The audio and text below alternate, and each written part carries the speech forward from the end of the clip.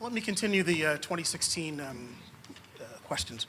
On the Republican side, and a lot of your guests were probably very intrigued by the fact that there's a candidate who's still winning who's called for a ban on Muslims, and significant segments of the population in America agree Intrigued is an interesting way of putting it.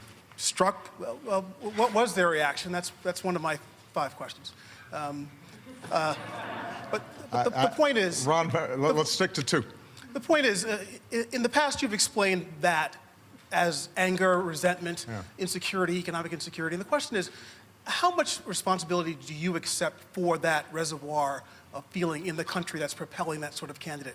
And a couple of weeks ago, you told Matt Lauer that Donald Trump would not win the presidency. Mm-hmm. Do you now think that he will not win the nomination as well? And what about Rubio and what about Cruz? I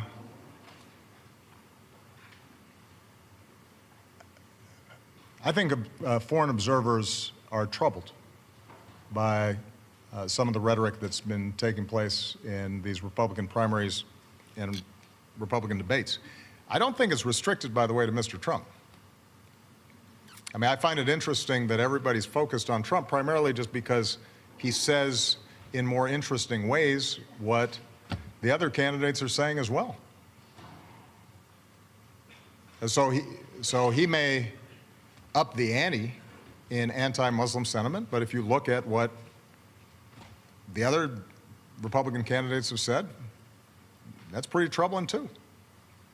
He may express strong anti-immigration sentiment, but you've heard that from the other candidates as well. You've got a candidate who sponsored a bill that I supported to finally solve the immigration problem, and he's running away from it as fast as he can.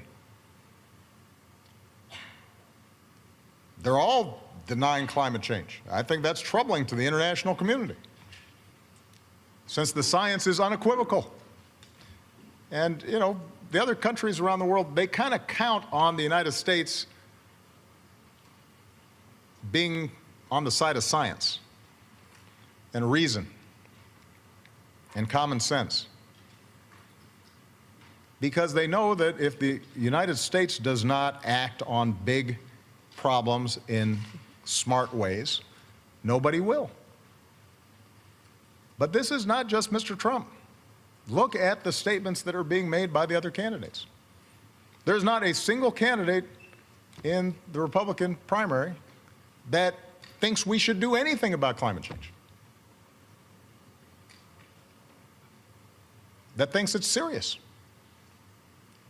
Well, that's a problem. The rest of the world looks at that and they says, how can that be? I'll leave it to you to speculate on how this whole race is going to go. I continue to believe Mr. Trump will not be president. And the reason is because I have a lot of faith in the American people. And I think they recognize that being president is a serious job. It's not hosting a talk show or a reality show. It's not promotion. It's not marketing. It's hard. And a lot of people count on us getting it right.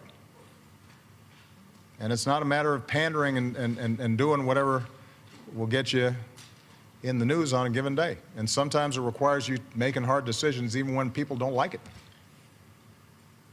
and doing things that are unpopular, and standing up for people who are vulnerable but don't have some powerful political constituency. And it requires being able to work with leaders around the world in a way that reflects the importance of the office, and gives people confidence that you know the facts, and you know their names, and you know where they are on a map, and you know something about their history.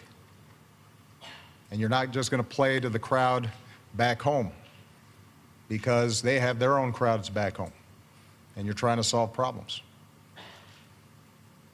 And so, yeah, during primaries, people vent and they express themselves, and it seems like entertainment, and oftentimes it's reported just like entertainment. But